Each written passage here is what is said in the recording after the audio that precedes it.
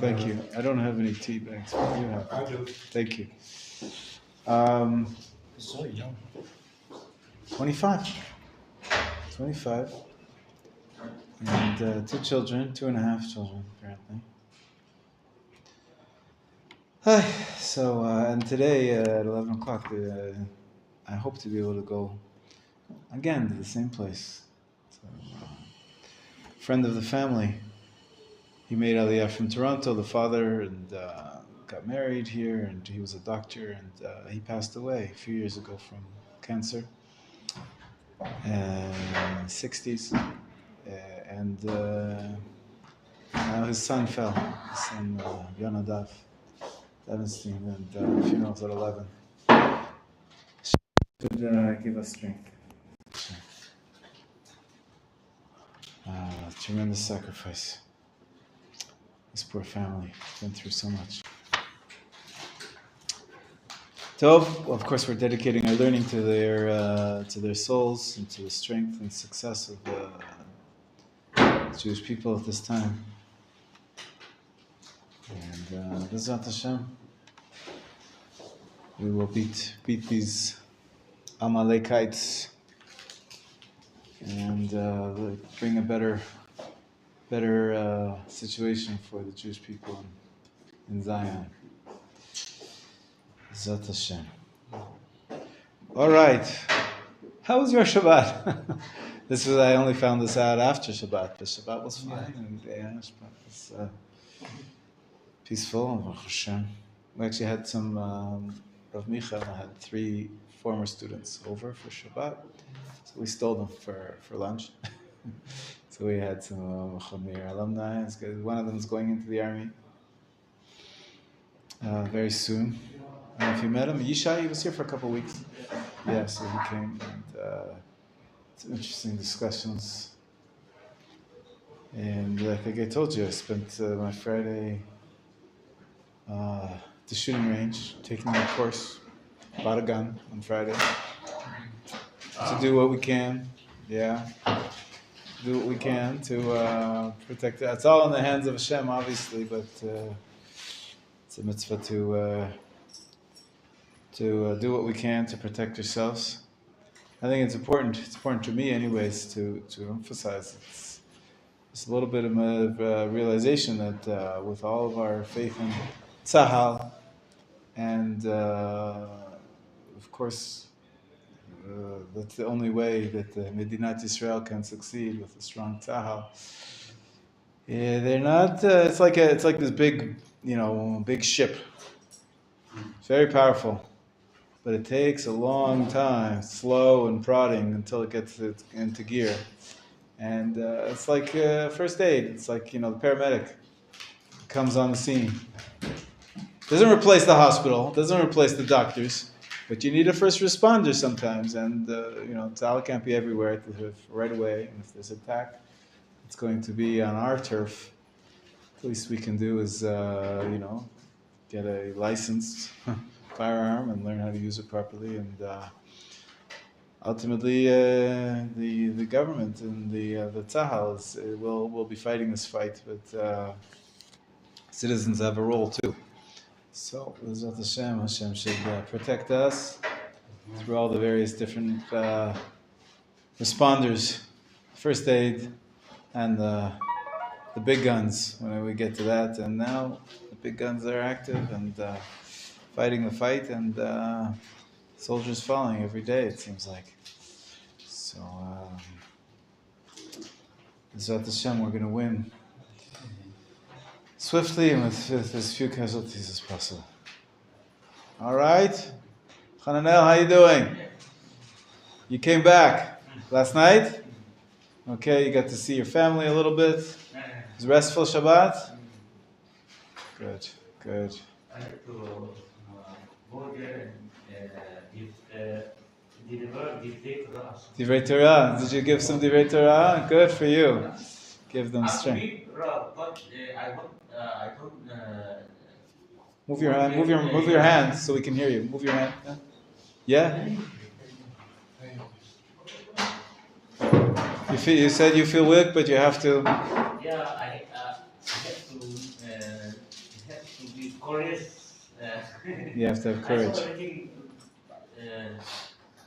but yeah, I have to much be stronger than them. Yes, yes. I feel the same. I was there's a round robin rotation for who gives the Dvar Torah in shul on Friday night in my community. Many of you have been to my community. You know, it's a big shul, hundreds of people, and Friday night is the biggest attendance. So it happened to be the last night was my Friday night was my turn. So I spoke, and you guys hear me a little more with my defenses down and a little more honest how shaky I am and how difficult it is. But I had to be strong to say strong words and words that give people encouragement and hope. And so I spoke, Yisrat Hashem, of the great blessings that Hashem promised Abraham. We will be powerful like the stars in the sky and the sand on the side of the oceans, which doesn't let the ocean encroach upon us, protects us from encroaching marauders.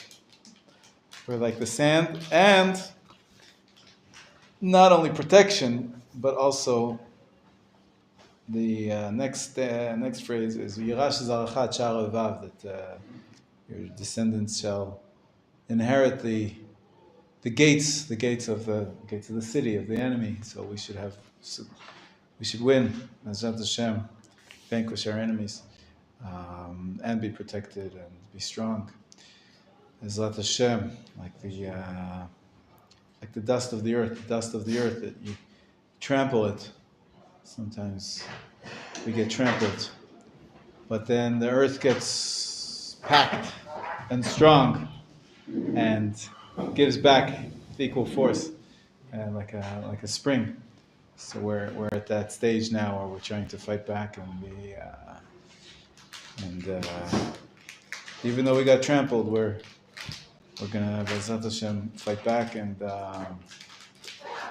beat them down. Bezrat Hashem. So yeah, it's hard, but we have to be strong and continue to learn Torah and do what we can practically with the guns and weapons, and with the helping our friends and the strengthening each other, and taking care of the people who don't have their homes. People are taken care over there in the hotel. People are coming, and they made a school, I understand, down there for the children. They should have something to do. Yeah, there must be close to 100,000 citizens that are not at home. They're evacuated. They're evacuees, essentially refugees in their own country. And a lot of people are spending so much time and effort and money and just to support them and to give them what they need, to do their laundry for them, to do their... So there's a lot of needs, and it's wonderful the volunteer spirit, that all that is part of the war effort. Bezrat Hashem. You wanted to say something else, Hananel? Yeah. Why in our own land Israel, Israel is a country. Yes. Why we go as a refugee? Sometimes it's terrible. I feel it's terrible. Someone running on, Yeah. Well, you're right. The home. It's unbearable. It shouldn't be that way. It's clearly a horrible mistake that was made. The government failed at its job, and the fact that we're refugees in our own country is deplorable. It's unthinkable, and that's we have to change. We have to change the situation. You're absolutely right. It's healthy to be upset and angry and. Last night at the funeral, you heard the calls for revenge, and I hope, and this was part of our discussions yesterday with some of our alumni, that the revenge has to be through the proper authorities who are in charge of bringing that revenge. We can't let ourselves deteriorate into vigilante justice and those kind of things. For the Torah, we need like Absolutely, the government of Israel is responsible to avenge the murders and, of course, to return the hostages. That's right. I think it makes sense. They don't care how many people are killed. Really, they're bloodthirsty. But what they do care about is yeah, somewhat, other than the religion, is the religion tells them to conquer the land. That they're not allowed to have the infidels who defiling the territory. So if we show them that this is going to be the opposite of their cause, and they're going to lose territory by fighting us, maybe they'll learn a lesson. Maybe that'll push them down for a while. Yes and no. Their mother, their sister, their father, their grandmother. Yes and no. I think they listen. There's a large them. There's a lot of different groups, a lot of different attitudes, but the big picture is. You can be a hero and commit suicide and have your virgins in heaven, and you get millions of dollars for your family. Right. But if your family disappears from land and is sent to Egypt or Jordan, that's a different story. Right. Right. Right. And, yes, Bagash will say it's collective punishment. Blah blah blah. United Nations, America, Europe. We have to win this war. We have to find the methods that are going to work, Bezrat Hashem.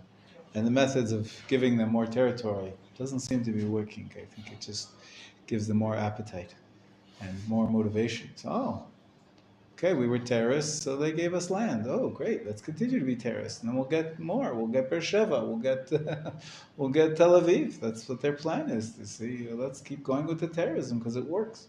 So obviously, governments of Israel the last tens of years have been making horrible, misguided moves.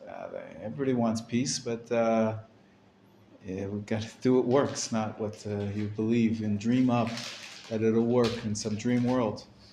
Fortunately, whatever we've been doing is not working, so we have to rethink our steps. Bezrat Hashem. First, we'll win the war and get our captives back, and then we'll think about the next step. Yes? Well, a question. Last week, for our question, why Hashem want to bless Ishmael as a great nation?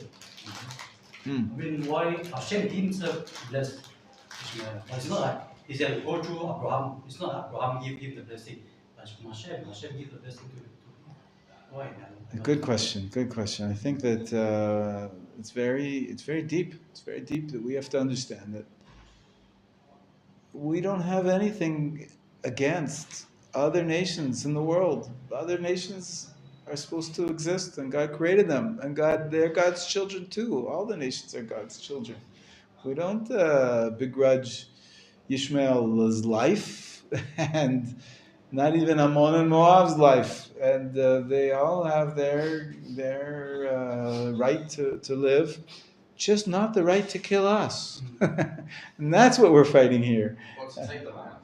And to take the land. Hashem blessed Ishmael after we sent him away. He looked after him because we have to defend ourselves. Like Sarah had to kick him out, and then his mother. Yeah, Ishmael has become in our minds the symbol for the Arabs, the symbol for the enemies fighting us. And so your question, I understand where it's coming from. Why would God bless them? Well, if they're not going to be our enemies, if they're going to accept that they have their country and they have their lands and we have ours, and ultimately everybody will recognize the one true God, then that's the blessing. It's a blessing. What it was say that at the end of this pasuk I was quoting before about God's blessing to Abraham, be like the stars and the sand and the sea, and we're going to vanquish our enemies. The next pasuk after we vanquish our enemies is that all the families of the world, all the nations, will be blessed through you, through us winning this war. That's what's going to bring blessing to the rest of the world. We don't have it out to kill all the world and to destroy everybody. Our point of our vanquishing our enemies is what will bring blessing to the entire world. And if they're willing to not be our enemies and fight us, then we have no reason to not give them a blessing. By all means, all the blessing for the entire world comes from Abraham. This is the This is what the Psukim say directly. And Avraham and Yitzchak and Yaakov, they tried to live at peace with their neighbors, and they made peace treaties with their neighbors. And but only when they were successful. Because our neighbors only respect the strong. They will kill and eat the weak. I mean, only if you're strong, they respect you. Right. Yeah, but the main point is we have no desire to destroy the rest of the world. We want to settle the world. We want to be good citizens of the world. And Abraham goes out and he prays if there's possible to save Sodom and Amorah. If there's possible to save any person, any goodness out there, we're in favor. We're not trying to destroy everybody everybody other than the Jews. And this was the feature of the Avot, of our forefathers. All Avram, Yitzchak, and Yaakov, they all have good relations with their surroundings, and they, especially Avram, prayed for them and made peace treaties. And this week's parsha, he realizes he's not in control yet. He very honestly tries to buy a plot of land. So that, he gets treated with tremendous respect from the people around him because he respected them. They respected him. And this is the goal, not to... we don't have any jihadist dreams of killing all the infidels. Tov, good question. Ezrat Hashem. We'll all fine-tune our understanding of our self-identity, our relationship with the nations around us, and reach a better place than we're at right now. But first we have to win the war and get our hostages back. Ezrat Hashem. Okay. I took your advice. I went to the website. Yeah. It's much better than Safari. Good. You can listen to the book. That's right. Make it slow in Hebrew. as well. In Hebrew. English. They have it read in English? Yes. Well, that's a news to me. I put the link on the group. Wonderful, thank you. It's wonderful. It's really That's great. Yeah, some people are not so good at reading, but they're good at listening to English. It's true. People have the e-books all the time. There's what's that called? Audio? Audiobooks. So wow, I didn't know they had an English reading. I know they had a Hebrew reading for years, but that's news to me. That's amazing. Great website too. The website's easy, yeah. The menu on Safari is not so good. The contents. I see. They really spend some money on the website. Wonderful. Thank you for that news. That's good news for people who don't have the Hebrew. So this book, Shabbat, is you checked that there's an English reading? Yeah. Great way for once you're doing your laundry, you're running, you're exercising. Listen to review the chapters that we've done. Wonderful. And to read ahead, by all means. The Torah is out there, just waiting for you to access it. And okay, let's start. We're at volume 2 now. As you can see, we're up to the pairs of Melachot. Chapter 15 is Boneh and Soter, building and destroying. 16 is Mavir and Mechabeh, lighting a fire, extinguishing a fire. Chapter 18 is Kotev and Mochek, writing and erasing the writing. So that's why I call them the pairs. He leaves for the end all the agricultural Melachot, which in the list they come first, because Sidur the Pat, the processes of getting to food, he skipped really to the end of those processes. We started with Bishul, Ofeh, but that's anyway. So he backtracks in chapter 19 in this book, and finally he deals with Hotza'ah and all sorts of rabbinic prohibitions. Very important part of this book is the issues of Pikuach Nefesh, medicine on Shabbat, and saving lives. Very important. I want to make sure to cover that. But there's chapter 22 called the Spirit of Shabbat, which we mentioned the other day, how this is a sort of overarching consideration which the rabbis had. We called it Uvdin Dechol the other day, weekday activities. And so we see some details about that. And of course, once he talks about lighting a fire and putting out a fire, does that have anything to do with electricity? But since it's a modern book, it's wonderful to have an entire chapter 17 about using electronic devices and electricity on Shabbat. It's not necessarily lighting a fire, but there's a lot to speak about. So we'll do our best. We'll try to cover the primary basics of Ilchot Shabbat. And here we are, a week before Rosh Chodesh. We'll try to get hopefully 2 weeks in to cover, 300 pages? 2 weeks to cover 300 pages. So we're not going to read every word inside, but we'll do our best to get started. Okay, and the rest you can listen to it online. You can listen to a reader reading the text, or read it. Yesterday we had an alumnus that was saying, and we discussed some Hilchot Shabbat, and he knew the halacha that we were discussing. I said, "Did you learn that with me? Because in the past I've taught Hilchot Shabbat to other groups." He said, "No, at that point you were teaching the laws of kashrut, but I needed to know the laws of Shabbat." He was converting as well. And so he took Pnei Halacha, the Beit Midrash, and he learned it. And Baruch Hashem, he knew you don't have to learn everything in class. Yeah, well, I have a Beit Midrash here. Self-study is really the majority of your studies are going to be from your teaching yourself. Of course, I'm here for questions. I'm here for guidance, and as much as I can, try to push you ahead in the right direction, give you, it's not always easy to read. It's not just easy reading. You have to study it. But Baruch Hashem, the student, he learned, and he was keeping the laws of Shabbat as he had learned them on his own. So it's possible as well. Let's begin. Chapter 15, that's on page 1 of volume 2 of Hilchot Shabbat, the laws of Shabbat, volume 2. It's page 1 of volume 2. Chapter 15, if you're looking online, there's no volumes. It's just chapter 15. Okay? Okay, Yosef, start us off. The new week. Yeah. So building is the Menachem through which the Mishkan is constructed.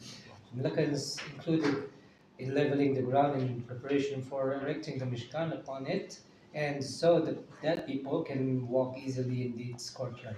It also includes putting up the walls of the Mishkan, its roofing, and its courtyard gate. Building anything on the ground or in a house, or adding anything into a pre-existing structure is a transgression of the Torah prohibition.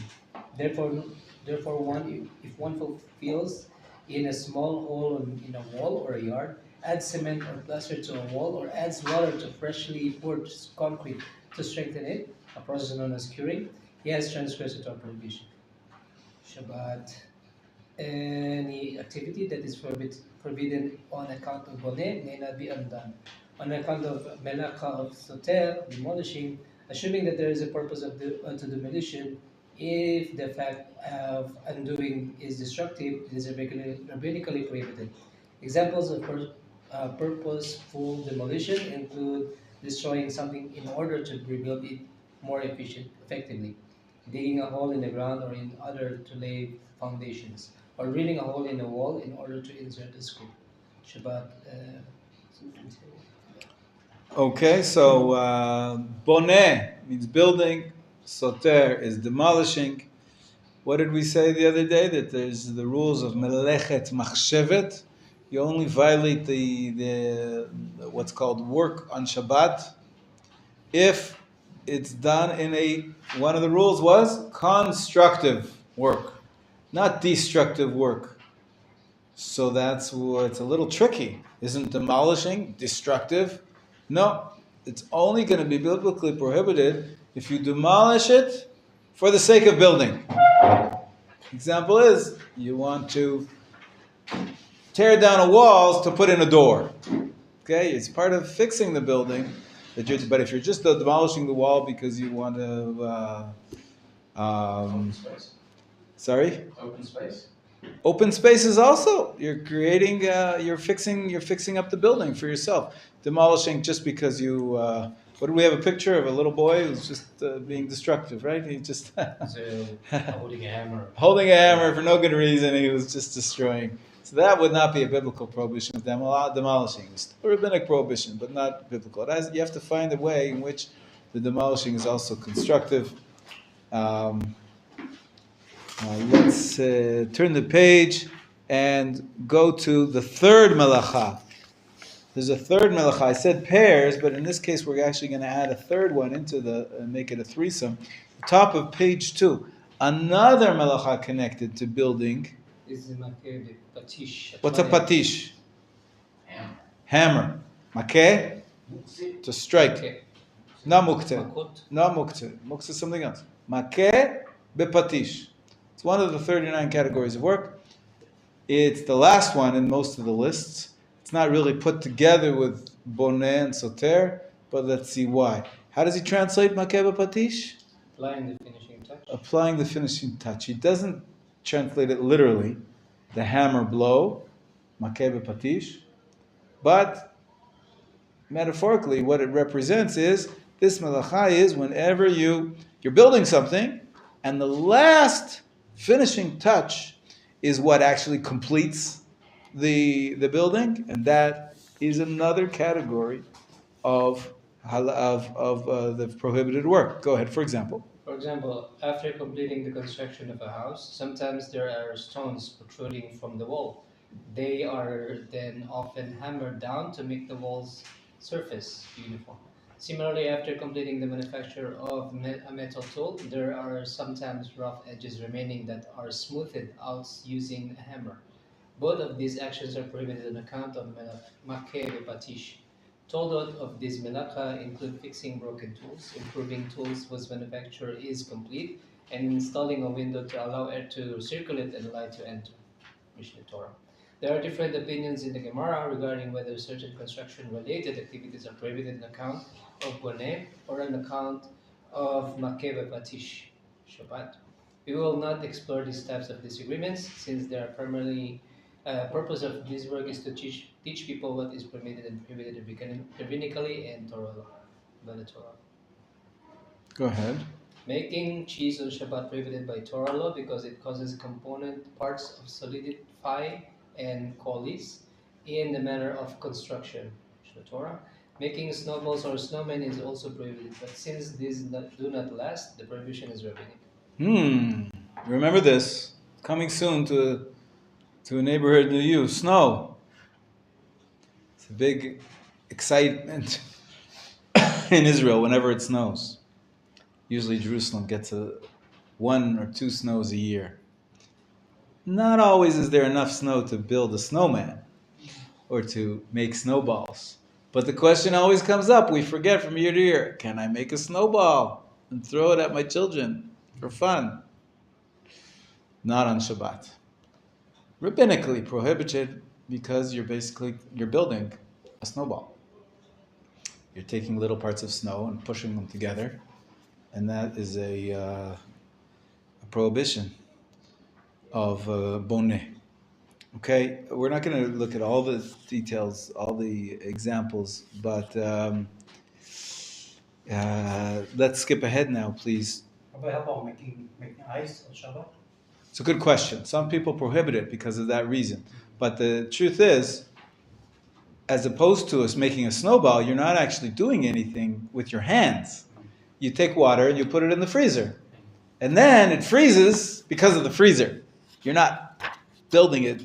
So some people allow it. But it changes the structure. It changes the structure. So it's probably not a prohibition of boneh, because boneh you have to put 2 things together. And here you're not really putting things together. The molecules are there all along. You're just changing the structure. But it could be, some people say you're creating something new, and that is a rabbinic prohibition of molid. Remember we spoke about that last week? That there's something called giving birth to a new structure, a new format or formation. So some people prohibit it on account of molid, and others allow it because it's not going to last. You're actually not changing anything permanently. You take the ice out of the freezer, within a few seconds it's going to melt away. So what have you really what new have you created? But on the other hand, some people say, well, why do people do it? Because it's useful. So there's a stage in which the ice is for your benefit. So there's a machloket. Some people forbid making ice on Shabbat. Taking ice out of the freezer and using it is allowed. You're not allowed to melt it into an empty bowl and then use the cold water.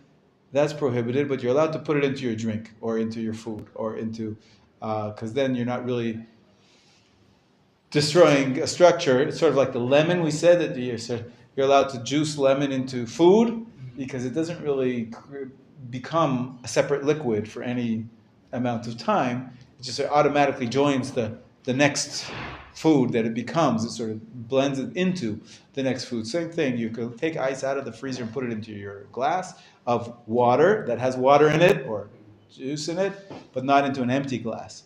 That's, again, it's all rabbinic, but that's the question about ice. Okay, good question. All right.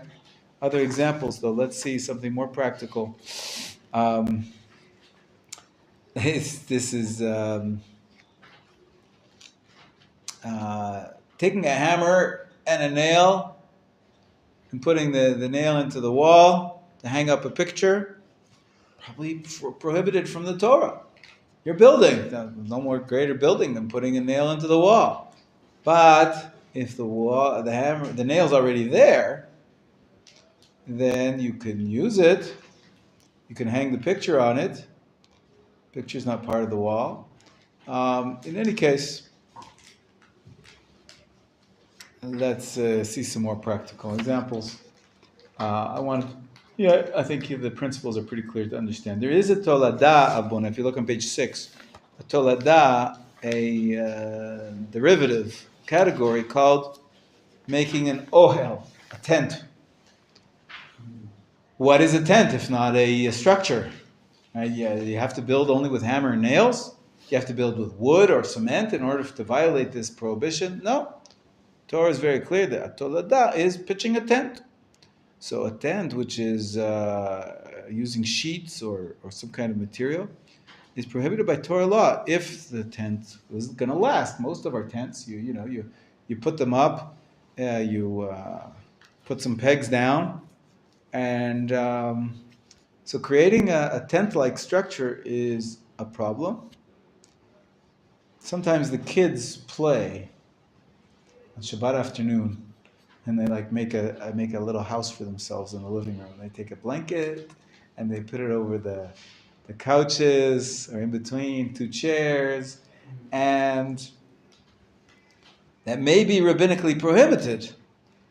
Of course, it's rabbinic because it's not permanent. It's not going to stay. There's no biblical prohibition. But rabbinically, it's called a temporary ohel, and you're not allowed to make a temporary ohel if the purpose is to use the space underneath. It may be a problem. Obviously, if they're babies, they're little kids, they're not responsible for their actions. But if he relates to this on page 8 directly, he says, children who are of an age that they can understand on the middle of page 8, the laws of Shabbat may not spread blankets over chairs in order to create a tent. But, this is what they can do. They can hold the blanket in the air and then place the chairs underneath it. So sort of do it in a backhand way. You don't, put the chairs there and then spread the blanket on top of it, because that's actually creating the ohel. Here you're just holding it. You're allowed to hold up a sheet, holding up the sheet, and then you put the chairs in afterwards. That is the way the children should be taught to play on Shabbat. But usually, once they get old enough, you tell them, listen, this is not the right thing for Shabbat. Here he says, using Lego as well. If you have a tefach or more, if you put the walls in first and then you put the roof up, it's a problem. But if you put the roof there first and you attach the walls underneath, it's allowed. In any case, most people don't really make such big pieces of Lego that you have to worry about an ohel, but it can be practical. You've got to know this law of an ohel is prohibited. What about the most practical, I'll take your question in a second, the most practical example of an ohel that people ask themselves is, what about a baby carriage. It has a canopy. Can you spread the canopy out on top of the baby? And the answer is, take a look at page 9. Yes, one may open a baby carriage or stroller. A folding table as well. A folding chair, a cot, or a playpen on Shabbat, because the entire structure is already completed and connected before Shabbat. The only part that's done on Shabbat is opening it. You're not building anything new. The stroller and the canopy were there from before Shabbat, and therefore you're allowed to open it up. That's there is a machloket. Some people are more machmir, but the bottom line is it's allowed. And what other examples are?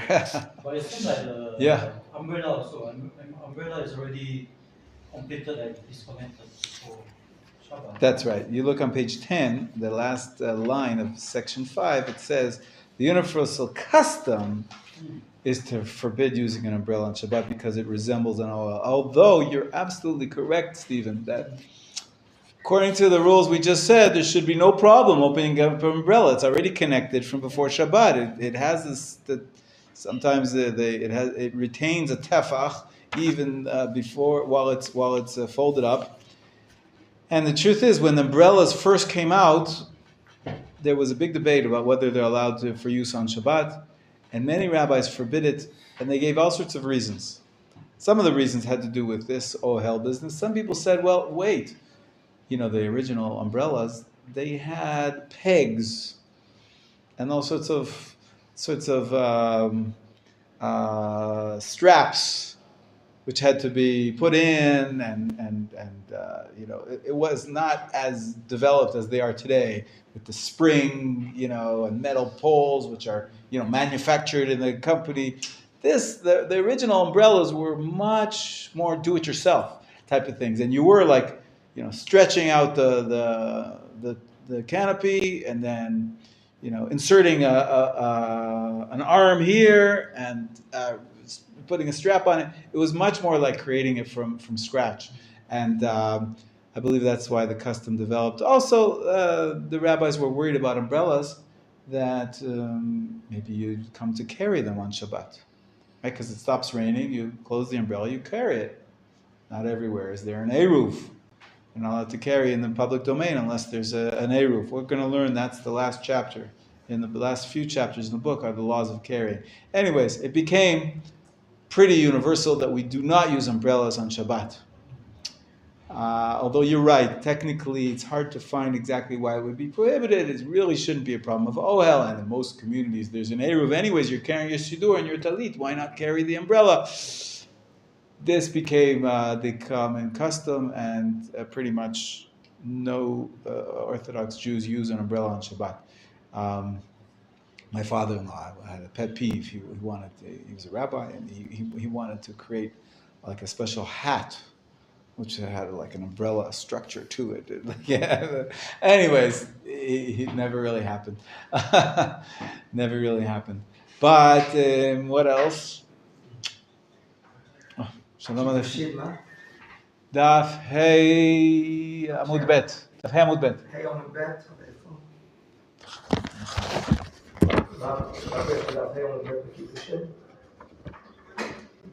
קידושין ה' עמוד ב'. זה התוספות למטה שם שהחבר'ה למטה אותם? הם דיברנו על רמב"ם פה חופה קונה? אחרי חופה. בכסף. כסף. כן. ידיים שאינן נוכחות, בסוף הדף. שאינן נוכחות. ידיים שאינן נוכחות. גמרא רש"י בתוספות? כן, גמרא רש"י בתוספות. כן, גמרא רש"י בתוספות. שכוח. Wow, amazing. He's getting a replacement so I can go to this funeral at 11 o'clock. And probably I won't be back for my 12:30 shir, but he's getting replacements for me. It's appreciate it very much. It's the right thing to go. Beautiful, beautiful family, beautiful kids. So a picture. עד 12, נכון? Okay. כן. In any case, back to the umbrella. Yeah, that's not. It didn't ever caught on. The truth is, it says in Halacha, there's long discussions about. Here's the kid that fell. What a sweet boy. You pass it around. Yonadav Levenstein, yeah. Every day. I was there last night, but now again, the same place. Har Herzl, same chukah, one after another. This is a good picture. This is not anything gruesome, but it's sad. It's sad. Shama should have an aliyah. He should rest in peace. Of course, everybody killed for the sake of Am Yisrael is considered to be kadosh. Is considered to be a holy, a martyr, and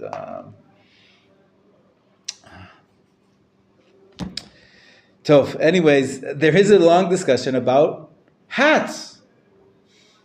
Now, you might have seen some Orthodox Jews wearing a hat on Shabbat. Don't they wear hats? Don't we wear? Right? The black hat has a nice wide brim. Whoa!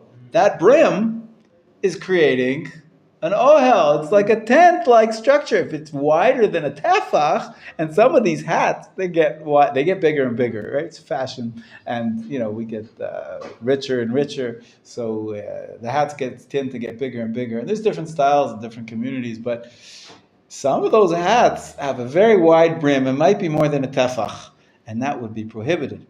Of course, it's not biblical. It's only it's made from before Shabbat, but just spreading a temporary ohel is also a problem. The custom is to be lenient. It says here on page 10, sin is worn primarily for the sake of honor, not to provide shade. The key of a tent is that you want to use underneath the tent for shade, but people who wear it usually wear it for the sake of honoring the Shabbat, this is what they consider to be beautiful clothing, especially for Shabbat, or perhaps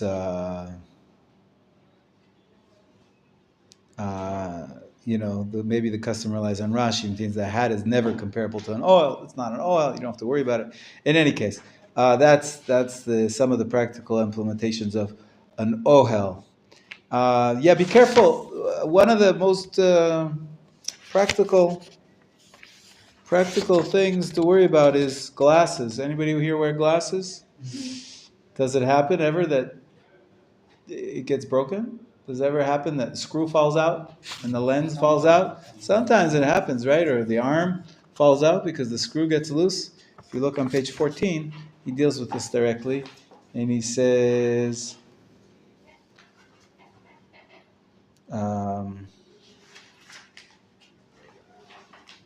if a temple fell off a pair of glasses, on page 14, you see it? It may not be screwed back into place. It's generally just screwed on tightly.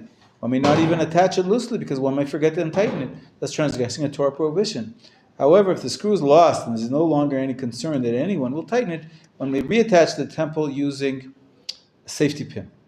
This is a weak attachment is permitted for implements. If a lens fell out of the glass's frame and replacing it requires screwing it back in, it may not be replaced at all, even if the screw is left loose. This is because we are concerned that later on one will forget and tighten it. But if there is no screw, but rather the frame has expanded a bit so that the lens sometimes falls out, then the lens may be replaced in the frame. We're not concerned that one will permanently reattach it, as that would require expertise. And so it's a little complicated. Sometimes you see people on Shabbat, their glasses break, and that's it. They suffer through it. They don't want to put it back in, and you have to survive without glasses. If it's something that's not expertise and it's not in the normal way, you're not using a screw, that's allowed. But there's lots of practical examples of fixing broken implements. Even an implement, there is an issue of building. It's a machloket in the Gemara whether or not there's binyan, bekelim, in vessels. Right, that we said earlier, taking a hammer and nails and building a house. Right, putting a screw into the wall, that's building. But apparently what about, you're not building a house, but you're building a table, a cabinet. You're building something which is a vessel. You're putting a hammer together. Can you take two pieces of metal and put them together and create an implement? So this is a debate, but we're machmir. And what about fixing them? If they break on Shabbat, even fixing them, that may be a problem. And so we essentially don't fix things on Shabbat either. Take a look at page 14 at the bottom. It says one may not blow up a balloon, even if it had previously been inflated, lest one tie a knot at the bottom. However, if the balloon is sealed with a valve instead of a knot, and it had been previously inflated, it may be inflated on Shabbat. It gets into that if it's something's already previously inflated, it can be inflated. But yeah, my grandchildren were disappointed the other day, and they wanted me to blow up a balloon for them. I said, I'll make a balloon for you, but I won't tie it. I don't want to tie it on Shabbat. That's another malacha, tying and untying, which we're going to get to later. But here, inflating the balloon itself is very temporary, and it's not really permanent. You could get away with it. But if it's something that you can blow up, and he says here it's been previously inflated, then you can use it if it has a peg. I have a ball like that has a peg, so maybe you could inflate that on Shabbat. But just the biggest problem with the balloons is that you're going to tie a knot. Other examples. Now this is, you wanted to ask a question. Go ahead before you forget. Yeah. What about, can't understand, when I go there, I have to look down the children, who can't speak, and then just something, sometimes make a lot of noise. But I look them, and then what if you want to go outside and then sand, something like that, play with the sand. Good. So that's a good question. He can't do anything, he can't speak, he can't, just something. Right. Right.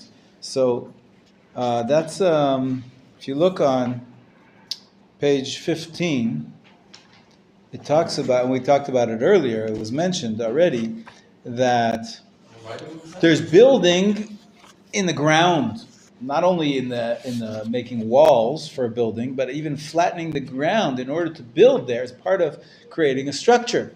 So you're not allowed to flatten out the ground. That was on page 1, we saw that even if you smooth out the ground, that could be a problem with building. If you look on page 3, one may not sweep the yard, lest he level indentations, thereby transgress a Torah prohibition. Obviously, if there's tiles, that's a different story. We're talking about earth, an earthen floor, it's a problem. And so we have problems. What about, look on page 4. We skipped it, but there it is, your answer to your question. Children may play in a sandbox. Page 4 at the top, it's the end of section 2. Children may play in a sandbox containing fine, dry sand. For as long as the sand is dry, the sand will pour back into any indentations they make. So if you make a structure, the kids play with the sand, it's not going to stay a hole, or it's not going to stay flat. It's considered temporary. But if the sand is wet enough to make holes in it, one may not play with it. Wetting the sand is also forbidden, as is considered lash. That's kneading. We're not allowed to make this type of pasty material. So and even worse is if the sand has not been designated for play, or if they're just going to play in the side of the road or in the garden. If it's not a sandbox with sand that's designated for play, everything we said up to now is if it's designated for play and it's not going to be permanent and it's not wet and there's no problem, then it's allowed for children to play in that sand that's been designated for play. But if you're just going to go to the side of the garden and let them play in some dirt, that's muktzah. Dirt is muktzah. It's like sticks and stones. It's not been set aside for the use of Shabbat. And so you really shouldn't let children play with muktzah. So to answer your question, if the kids are disturbing the adults and they need to get active with something, give them a toy, if you can have a toy. And it depends what age they are. If they're age beneath the age where they can understand something is forbidden because of Shabbat, or if they're just toddlers, they're 3 years old, they can't really understand what Shabbat means, and you shouldn't do things on Shabbat. So then you can let them do whatever they do. If they need to play with stones, and they'll do that. But once they understand what Shabbat is, so they understand yes and no, this is permitted, this is not allowed, you should tell them that don't play with the earth on Shabbat. It's muktzeh. If you have a sandbox, then they're allowed to play in a sandbox. The sandbox is designated for, as long as it's dry, it's not going to create any permanent, it's not like flattening the ground. Yeah. Can't understand anything, Yeah. Just jumping, something like So let him jump as much as he wants. Yeah, by all means. I do, sometimes. Yes, sometimes there are kids with special needs Go who, to yeah. on Shabbat, he jump off the Pushing the buttons, yeah. It's very hard. It's hard, yeah. Only he understand me, Oh, wonderful! You can help out. That's Yeah. terrific. Wonderful. But, sometimes I have to do something like that. You should not. If he does, that's one thing. But for you to move the muktzah for him is a problem. Is a problem. You can play with toys with him, but and if he's holding it, you can still play with him. But you shouldn't be pushing any buttons or turning lights on and off. Sometimes there's a problem. What happens if you're trying to sleep in a room and a child turns on the light, or even an adult turns on the light, and you can't sleep now? It's Shabbat. It's part of owning Shabbat is to be able to sleep. So what do? The light's on. So we're going to cover this in this volume as well. One of the solutions is you can't extinguish the light yourself, because we're going to see extinguishing is also prohibited. So if there's a non-Jew around, for the sake of Shabbat, you can at least hint to him that it's too bright in here, I'm trying to sleep. He'll figure it out and he'll turn off the light for you. But what if you don't have a non-Jew around? So some people will utilize children. So you take a child who doesn't know what's flying anyways. He doesn't know it's Shabbat. And you don't even have to tell him what to do. You just take an infant, and you hold him up next to the light switch. He's just curious, so he'll touch everything around him. So he's going to touch the light. Before you know it, he'll turn off the light, take him away. You didn't have to tell him anything. So it might be a little more problematic if it's your child, because you have a mitzvah to teach your children, to keep them away from malachot on Shabbat. We're going to get into those details. But so take your neighbor's child and hold them next to the light, and that's one way to turn off the light. Better is if you have a non-Jew around, but sometimes you can utilize a young child anyway, somebody who's already knows what's flying. Whoever, if he's 5 years old, maybe he knows that this is Shabbat and it's prohibited, and but a baby many times can be useful on Shabbat, but there's rules. We'll learn about them, okay? But in general, we try to keep the kids away from muktzah and away from, and you do your best, okay? But definitely you shouldn't be doing it yourself. Let's see, other practical questions about building on Shabbat. I was going to cover this issue of cleaning the floor. If you look on page 15, can you sweep? Can you sweep on Shabbat? In the Talmud, it says you're not allowed to sweep the floor on Shabbat. How come? I just yesterday I did sweep my floor on Shabbat. Or I asked my guests to help me clean up after dinner and to sweep the floor. When the Talmud was speaking about floors, the standard was earth. They didn't have flooring. And sweeping the floor, essentially you're doing building, you're making the house more habitable, and that could be a biblical prohibition. But nowadays it's almost, in these parts anyways, in the Western world, it's unheard of to live without floor. I went to Africa, I went traveling a little bit, and I saw people living in mud huts with mud floors, and that still applies. And they were actually sweeping the floors with brooms made out of twigs, just like Talmudic times. But nowadays our brooms are made with synthetic, and they don't break so easily, and the floors are all tiled, and so pretty much it's allowed. And what happens if there's a spill and the floor is very dirty? Okay, we're on page 15. Everybody see what I'm reading? Page 15? So you're allowed to sweep the floor. In contrast, one may not wash the floor, since leaving the floor unwashed does not dishonor the Shabbat, as leaving it unswept does. And there's concern that one who washed an area with a hard floor will end up washing a dirt floor as well, would include leveling the ground and consider transgressing boneh. So really, you shouldn't be doing, what's it called in Israel? How do you wash the floors in Israel? Sponja. Have you heard that word?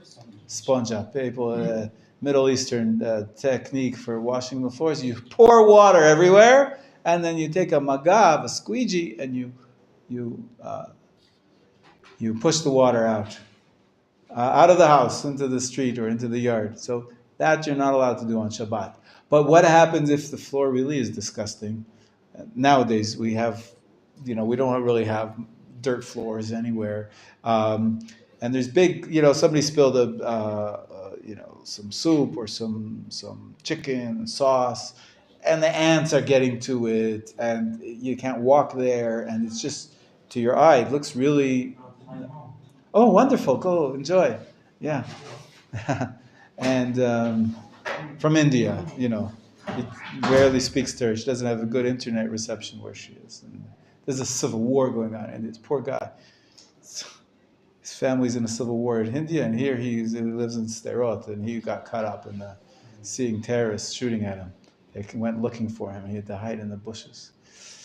Oh, Hashem should give him strength and all of us strength. And anyways, so there is, he says that, however, if water is spilled on the floor, one may remove the water using a squeegee. Further, I'm continuing to read on page 15 in the middle. If a particular spot on the floor has become especially filthy, for example, if juice spilled on it, one may pour a bit of water on it and then either wipe it away with a squeegee or soak it up with something that would not normally be wrung up. I showed you how that's done. You could take a rag, a dish rag, something that you don't usually squeeze out, not a dish rag, a floor washing rag, a shmata, matzlit, a paper towel. If you're careful not to squeeze it out, you don't usually squeeze out a paper towel, and that's why you can put it on top after you put water there, and that's one way of. But the better is using a squeegee. Spot cleaning, essentially. Spot cleaning is allowed if the entire floor is filthy. One who's lenient and pours water on it and wipes it away with a squeegee has an opinion upon which to rely. So usually, if there is, 1 or 2 or 3 or 4 spots in the kitchen around where we ate, there's room to be lenient and pour some water there and squeegee it out into wherever the water can go. And as long as you don't do the whole house sponja, then you're okay, because you're not really going to get to anywhere that has dirt on it, and you're not violating, you're not doing sechita, you're not squeezing out anything, and the prohibition of washing the entire floor is not being violated. Okay? Yeah. Wiping is okay. With a squeegee. If you're not using anything that absorbent material, it's okay. But wiping with paper towel wouldn't be. Yes. With a paper towel, maybe you weren't here that day. I even made a demonstration. I spilled here in the class. Were you not here that day? Yeah, anyways. You're not allowed to press down onto a spill with any absorbent material, whether it's paper or whether it's cloth. You can clean up a spill by placing such a towel, paper towel, or a cleaning up rag, which is not normally squeezed out. You can place it on top of the water. It will automatically soak up the water, and then you remove it carefully without squeezing it. You put it aside, put it in the garbage, wherever it is, and that's the way to clean up spills if you don't have a squeegee option. But using a rubber squeegee, which is not absorbent whatsoever, then you can just wipe up the spill. But if you do have a wet spill and you don't have a squeegee option, the best you can do is to cover it with something without pressing down on it. Pressing down on it, you're essentially squeezing the water into the fibers of the cloth. Even if it's paper cloth, you're not allowed to squeeze it, but you can place it on top. It'll automatically soak it up, as long as it's a type of material which does not usually wrung out, and paper towels usually just thrown away. You don't squeeze it out and use it again. So, and same thing, a rag for mopping the floor. Usually you don't squeeze them out. You just sort of use them and then put them aside. So, I mean, disposable rag. A disposable rag as well, but even a permanent rag, usually when you're finished cleaning, you wring it out because you're cleaning it. But Permanent rag, yeah. A permanent rag. It was a wet wipe. I mean, wiping with a wet wipe. We talked about that as well. Yes, you weren't here that day. It's very dense now. This period when we're learning halacha. If you miss one day. There's so many halachot that you miss. But it's good you ask. Yeah, we talked about the wet wipes, and most poskim allow using wet wipes because you're really just using. You were at our house for Shabbat, and we used the wet wipe to wipe down the chairs outside, right? Right? So we did that. I let you do that on purpose. And I did that this Shabbat as well. We had lunch outside. It was such nice weather. And the chairs outside get dirty, so I used the wet wipe. And why do poskim allow that? Because really we're not intending to squeeze it and get the water out from inside the wipe. The water that's on the surface of the wipe is enough, and that's why that's what we care about. We're just trying to use that water, and but that's for most wipes. Some wipes are really, really soaked, that they're like totally, dripping. That's a problem. But most of the wet wipes are not dripping, and they have some moisture to them, and that moisture on the surface is enough, and that's what we care about, and that's what we're using, and we're not really trying to press it in or out the water, and so that it can be allowed. Okay? Okay, bevakasha. Other things that have to do with building. Okay. Well, let's just moving ahead because we can't spend the whole time. But section 10, page 16.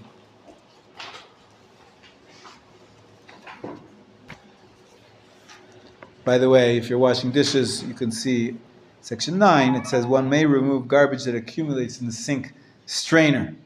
It's not necessary to do this with a shina because this action does not fix anything when simply removing filth. People are also concerned, well, there's a strainer, maybe it's borer, but you're not doing anything. The water comes through and the dirt just gets held by the strainer, and then once the water has already been, the junk has been strained, you're left with a pile of garbage at the bottom of your sink, and you want to get rid of that because it'll stink, because it's not nice for your eye on Shabbat, and it's for hygiene. So yeah, you're allowed to pick up the strainer and empty it in the garbage. You're not using it as a strainer when you pick it up. The straining was done automatically while it was sitting there, and removing the garbage is allowed. The strainer doesn't get defined as a muktzah object. It's basically, anyways, you could also take the food out of the strainer, not remove the strainer, because that's not fixing the drain itself. We talked before about clogs, and it's a problem unclogging a pipe, because you're really fixing the infrastructure of a building. So some prohibit using a plunger, and unclogging clogged pipes might be a problem. Some say it's allowed because it's usually only a partial blockage, and you're not actually touching the pipe, you're just dislodging the sludge. And it's he says here, he suggests that it's proper, if you have to use a plunger to unclog a pipe, use two people holding the plunger. We talked about that as well, that biblically, the malacha is only considered a violation that's liable for punishment if one person does the entire malacha. But if two people do it together, it's allowed. But that's adding on another level, making it rabbinic. So rabbinic on top of rabbinic, that's allows you to be more permissive about allowing that. If you need, obviously, many times a clog can make things very uncomfortable, unpleasant. It's a smell in the house. So there's room to be lenient if you use two people. Beseder, section 10. Section 10 is an additional malacha. So far we've said boneh, soter. What's the third one we talked about today? The third malacha that has to do with building. What was it called? Makeh bepatish, excellent. And now the fourth one. The fourth malacha that we're going to discuss, it's called mechatech. Mechatech. Section 10. Okay, Steve, when you want to read section 10 for us, please. Malakeh is an instrumental in transforming raw material into houses, implements, clothing, etc. For example, if one wishes to make leather clothing, he must first cut the leather to the right size. If one wishes to build a house, he must cut the stone, metal, and panel to the right size. If one wishes to install a window, he must cut the glass to the right size. The general principle is that one who cuts something to a specific size on Shabbat transgress the Torah prohibition of Menachem. Okay, we talked about this the other day, right? It's, similarly, go ahead. Similarly, it is forbidden by Torah law to cut off the soft part of feather in order to make pillow and blanket, since one must cut precisely between the hard and the soft section. This is the distinction between Menachem and Korea. The primary purpose of Korea is to separate two distinct parts, whereas the primary purpose of Menachem is to cut the precision in order to create something new. The Malaka or Menachem does not apply to food. Therefore, one may cut a cake into equal-sized pieces. Similarly, one may cut a groove into an orange in order to peel it. Peel and suppositories are used by sick people are considered food for this purpose and may be cut where it's cold. Okay, so mechatech. Now that we have all the malachot which have to do with building, ready for your mind to be blown? Ready for this? This is the most practical application of building. Most of us are not building houses in general, and even on Shabbat for sure. We're going to take a break.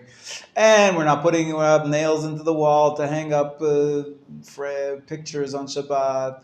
And, okay, washing the floor is an issue, but we said nowadays we have stone floors or tiled floors. There's room to be lenient. It's not really, there's no problem of boneh, at least biblical. Where could you get into trouble? The most practical implementation, and this is discussions to no end, is that it prohibited or permitted to open up bottles and cans, aluminum cans of food, right? Preservative foods, right? Can of corn, can of peas, can of tuna, or a bottle, like a bottle of Coke, or a grape juice bottle. Some of the bottle caps are metal, some of them are plastic. Some of the cans that you open up a can of pickles, some of them have a serrated edge it's already like pre-cut, so that some you have to use a can opener that makes the can to use it. What could be the problem? What does this have to do with building anything? So let's look at section 70. One may open cans on Shabbat in order to eat the food inside of them. Since cans are disposable and meant for single use, they are not considered true receptacles and are more akin to shells that are broken to get to the nut within. This sentence was written after reams, books that have been written on the subject. This is his opinion, his bottom line. Rabbi Melamed reaches the bottom line that disposable cans, you're not building anything. You're just removing the food. It's just like taking the shell off of a nut. You're allowed to open up the shell and get this food out, and that's not a problem. And usually what we do with the cans is we throw them away. Now, it's about 50 years ago, or maybe even a little more, 70 years ago, when they started using these metal cans, the society was not so rich. The material goods were not so common. People kept their cans. They used it as a container for pans or for buttons or for whatever it is. You wouldn't throw them out just, empty out the corn, and of course you throw it into the garbage. Nowadays it's coming back, recycling, right, for the sake of the environment. But in those days, you would open up a can, and even if you had to use a knife or some kind of a tool, and then that's a good receptacle. I'll use it. I'll be able to keep my napkins in there, my whatever, my money, coins. Until today, you can go and see some older folk. Sometimes you'll see a shoemaker or a tailor still doing the same old craft that they know. And they're still making change. They don't have any, point of sale card, electronic device for credit cards. You give them a few shekels, they take back a few shekels. They have a bowl. many times you'll still see they're using an old can of pickles for their receptacle. So the poskim debated this issue. Are you allowed to open up a can of pickles? Because essentially you're creating for the first time. Before that, it was not a receptacle. It was not a kli. When you open up, you take out the pickles. You made a kil. You made a nice vessel for holding your stuff. So Rabbi Melamad's opening statement is a bottom line after much discussion, and of course it's very true to life for nowadays. For nowadays, very rarely you'll find somebody who keeps his aluminum can of corn and reuses it for other things.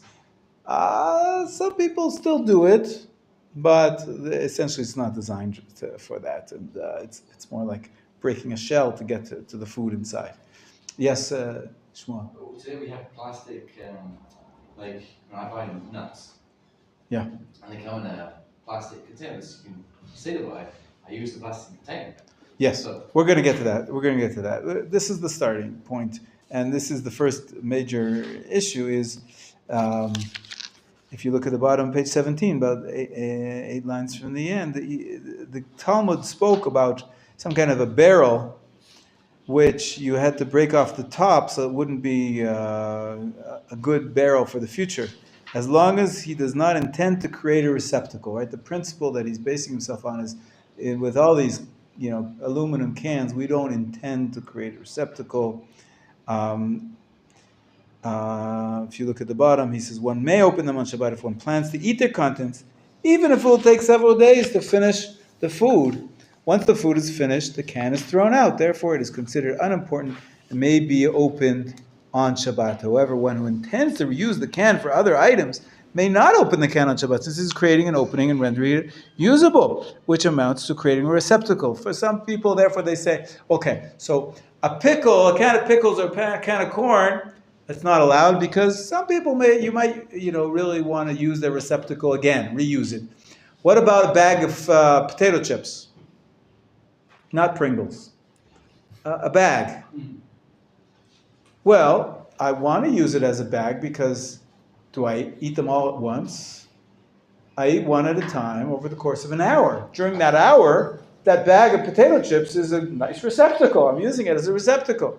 So Melamed said, the point is, as soon as the food is gone, you throw it in the trash, right? So that's not a serious receptacle. It's not considered a receptacle. That's just, it's just for holding the food until you empty it. Once it's empty, you're not intending to create anything. Some people are Machon Meir, and you know what they do when they open up a bag of potato chips on Shabbat? They immediately empty it out. They don't eat from the bag on Shabbat. They'll put it in a bowl right away, just to be sure that they're not creating a receptacle for use on Shabbat. That's even with bags. But cans, of course, the next line is, some are stringent and do not open cans on Shabbat, even when they intend to throw them out. Since the can is in fact capable of storing additional items, creating an opening for it essentially makes it into a receptacle. In practice, the halacha follows the lenient opinion. This is Rabbi Melamed's psak, and I think many people follow that. If they do need to open a can on Shabbat, they should immediately empty it of its contents. Okay, so that's a chumrah. Now, there's also another issue, and that is boneh, right? The problem is building a receptacle. There's another problem. That is creating. When you open up a can there's a few problems. A can of pickles, let's say. So many times, what you do is you make one little hole and you pour out the juice, so that when you want to complete and open it up more, you don't have to get your hands wet, and you just take out the pickles by themselves. What could be the problem of pouring out the juice? Borer, exactly. You're throwing out the psolet from the ochel. And you're using a vessel, no less, because you made a little hole, and essentially you're using that hole to keep the pickles in and to let the juice go out. So that's a problem with borer. Don't do that. When you're opening up a can of tuna, what do you usually do? You open up a little bit, and then you turn it over and squeeze it so that all the juice comes out. That's borer. You can't do that on Shabbat. Also, there's another problem, and that is, some people say when you make that little hole, that first little hole, you're actually making a nice hole. It's just the hole itself is creating. Now it's a vessel that has a what's that called? A mouthpiece. It has an opening, which is useful for taking things out and pouring out. So you're not allowed to, even doing that first beginning of making a hole into the can is prohibited because you're creating a mouthpiece. That might be a problem of makebe patish, or even building that beautiful mouthpiece is considered building. And so what we do in our home is that when, like yesterday, my wife opened up a can of tuna or salmon, I think it was, for Suda Shlishit. What you're supposed to do, she forgot, but what you're supposed to do is you make a hole in the bottom first. And then when you open up the top, the pop top with the serrated edges, and it all comes off, you have a nice, beautiful receptacle. It's not a useful receptacle because there's a hole in the bottom. So you didn't really create a receptacle that's usable at all because you sort of ruined it before you started it. And so that's another solution. He brings it in here in the footnote. He says, the bottom line is Reb Melamed is lenient because we don't consider this making a receptacle. Nobody uses these receptacles at all. Once you get the food out of it, it's useless, and so you don't have to worry about it making a puncture or making But many poskim are machmir, and you can see the machmir opinion in the footnotes and all the details. Pretty much, I gave you the bottom line. Also, section 12. I already mentioned it to you. Plastic containers. Packages, right? What about you have a yogurt? You peel off the top of the yogurt. Well, that's a nice receptacle now. You can use it to keep buttons. But who keeps the receptacles of yogurts nowadays? In the ancient times, maybe they did. They didn't have bowls. They didn't have enough stuff. But we have so much stuff now that it's disposable. That's defined as disposable, and so you can open it up. And a package of wafers, you don't have to worry about opening it. Oh, you're creating a package that's useful. Hey, some people are machmer, they pour all the wafers out because of that, but most poskim allow that, and they say it's not really a reusable package. Something you do have to sometimes be aware of is that when you open a package, there's some words written on top of the package. And we're going to learn about the rules of erasing and destroying, tearing up a word, which was legible, and now it's got in two pieces. Essentially, you're erasing that word. And so some people say you should try to cut the package open in between the words, so you're not erasing a word. But that too, you do your best. Sometimes it's impossible because the words are everywhere. They really do a lot of marketing on those packages. And that's not your intention. Your intention is not to erase the words. Your intention is to get to the food. And so if it happens by accident, you try to open it without erasing the words. And then if the words get erased, that's not your concern. Because that's not, that's totally mit'asek. In any case, so let's give some examples. I once spoke to my Rosh Yeshiva of blessed memory when I was learning these laws of Chod Shabbat, and I couldn't understand, how one can open a can of Coke. Right? The pop top, it's a beautiful, nice opening, pre-cut, and you push the tab in, and you got a beautiful opening. And he said, well, it's just like opening up a bag of milk. What's the problem? No. In those days, you can still buy them. People have a special container for milk, and then you put in a plastic bag inside. You know what I'm talking about? They have that in Europe in some places, but it's becoming less and less in fashion. But it's cheaper. It's a little cheaper because the packaging is cheaper. So the plastic bag, you snip off the corner of the bag. Are you allowed to open a new bag of milk on Shabbat and snip off the corner? Well, aren't you making a nice receptacle for pouring the milk out onto your cornflakes or whatever it is on Shabbat? Some people say you're not allowed to do that in the normal way. You have to do it an abnormal way, use your teeth or something. But the bottom line is most people say that bag, plastic bag, is totally, disposable. Nobody reuses a bag of milk, right? And so that you don't have to worry about. But the can of Coke is a little different because the can of Coke, it's not just like a makeshift sort of opening. Sometimes it's a little bigger, sometimes it's a little smaller. Use the scissors, use a knife, whatever, use your teeth. Can of Coke is pre-cut. The tab opens up very nicely. And you do sometimes, you hold on to that can of Coke. Right now I have a guest at home and they use the same can of Coke over the course of hours, sometimes even days. They leave it from day to day. You put a straw in it. Those tabs are designed to hold the straw. I don't know if you noticed that. But in any case, my Rosh Yeshiva came back after he looked it up and he said there are poskim that allow it because the bottom line is these are all disposable. Even the Coke cans are disposable. Nobody really uses a Coke can after the food has been emptied. We throw them out, so you crush them, you recycle them nowadays, but nobody uses them as a receptacle. And since it's disposable, even the cut, even the neat cut, is nothing to be worried about. But there are some people who are machmir, as I said. By the way, it's not only for food. People make this mistake. I'll take your question. Just a second, last comment I want to make. People think, okay, you're allowed to open up a bag of chips or a bag of wafers because you want to get the food out. Oh, for food, everything's allowed. No, it's nothing to do with whether it's food or not. What if you have a bag of disposable forks and knives and you want to, it's a brand new bag. It hasn't been opened before. Can you open it up? Oh, it's not food. It's nothing to do with food. Bottom line is you want to get the content out to use on Shabbat. Whether it's a fork or it's a wafer, it doesn't make a difference. And it's the same problem.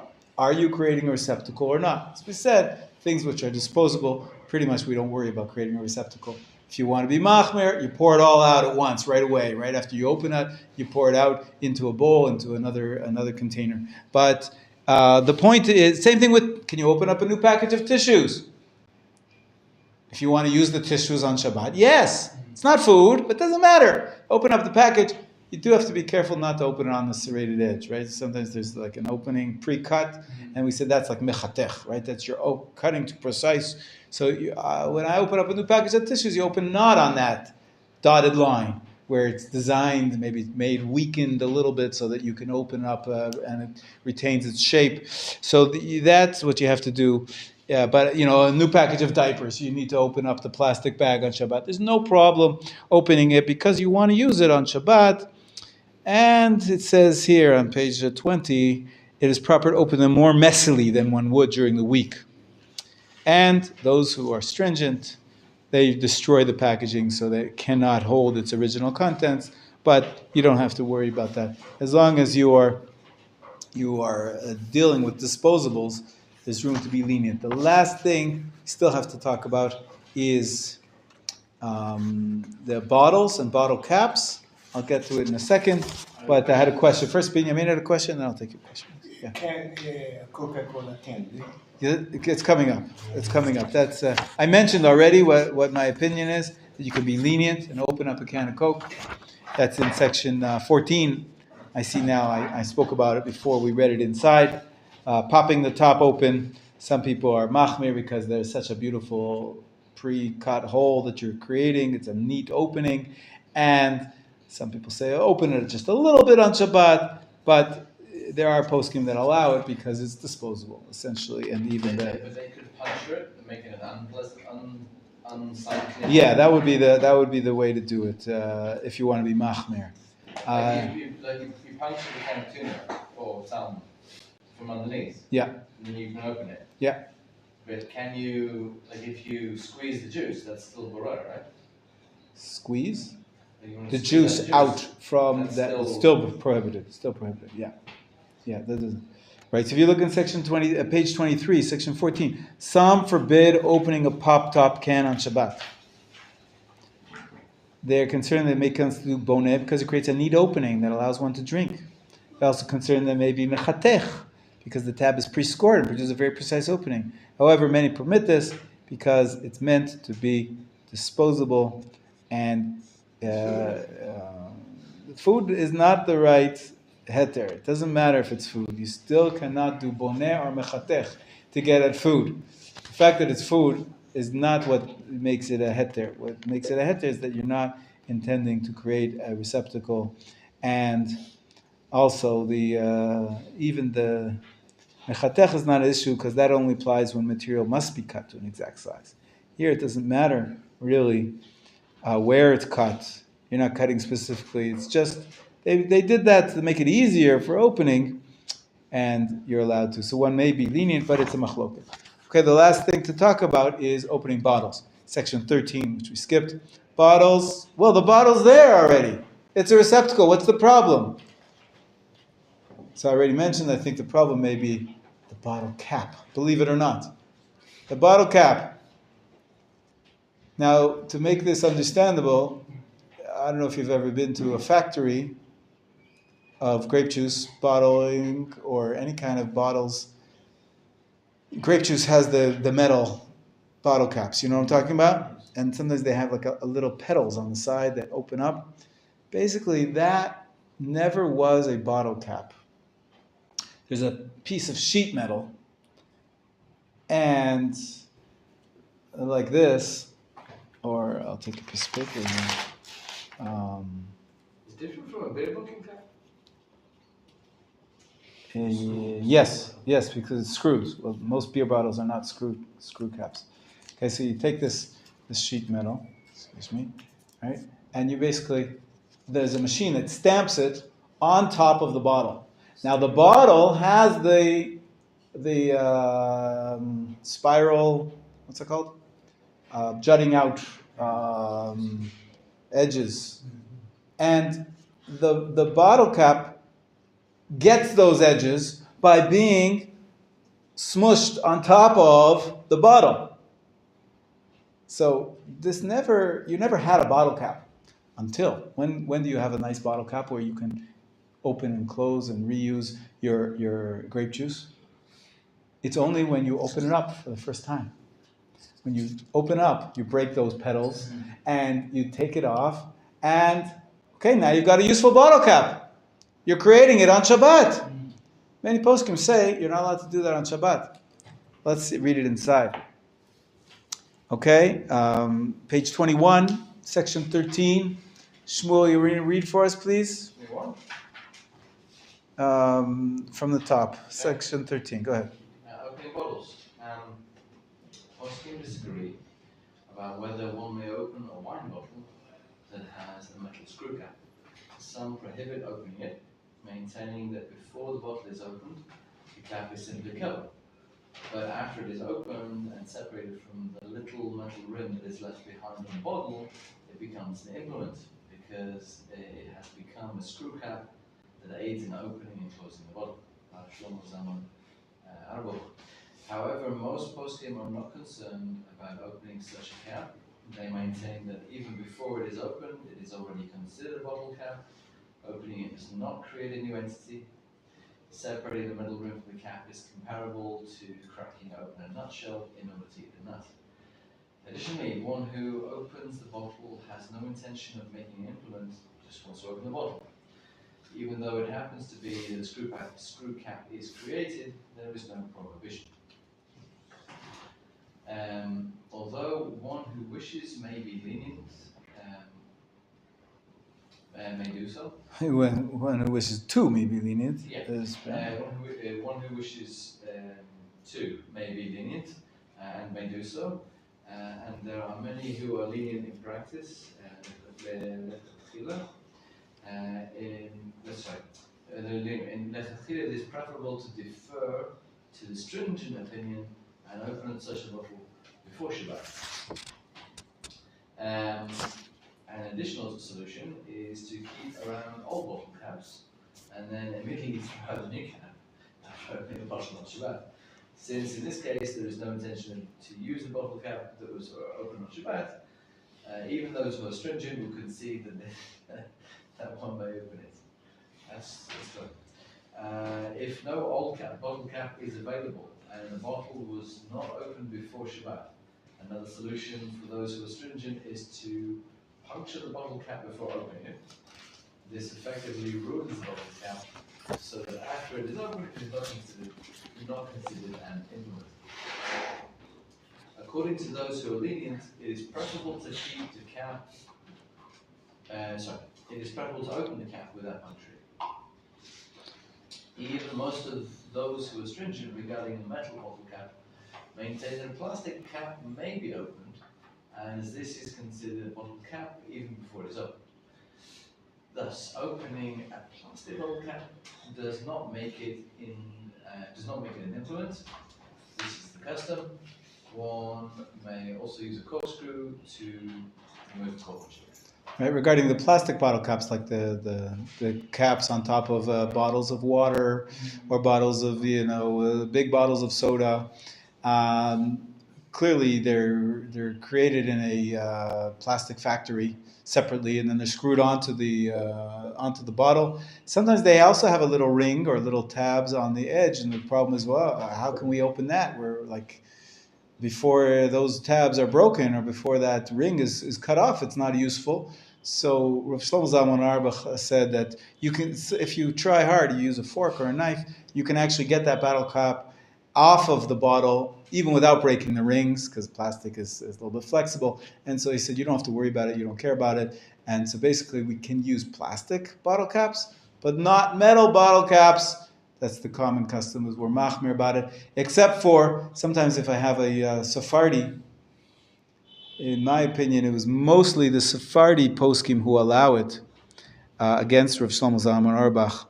As you can see here, Yechavedat, Rav Eliyahu, and so sometimes I'll turn to my Sephardi friend and says, will you open up the grape juice for me? Use him as my Sephardi Shel Shabbat. He can open up the bottle caps, but my custom is not to. I don't open up metal bottle caps on Shabbat. If there's no Sephardi around, or if he doesn't know what's flying, he would think that's awfully odd, I would puncture. I just take a fork and puncture the top of the bottle cap, and then I take it off, open it up. I'm not creating a useful bottle cap anymore, because whatever, sure. Well, temporarily. You're not supposed to fix vessels. Put a cork in it. Yeah, might be problematic. We talked before about fixing vessels. Anyways, we're going to stop here. And Baruch Hashem, we covered most of chapter 15.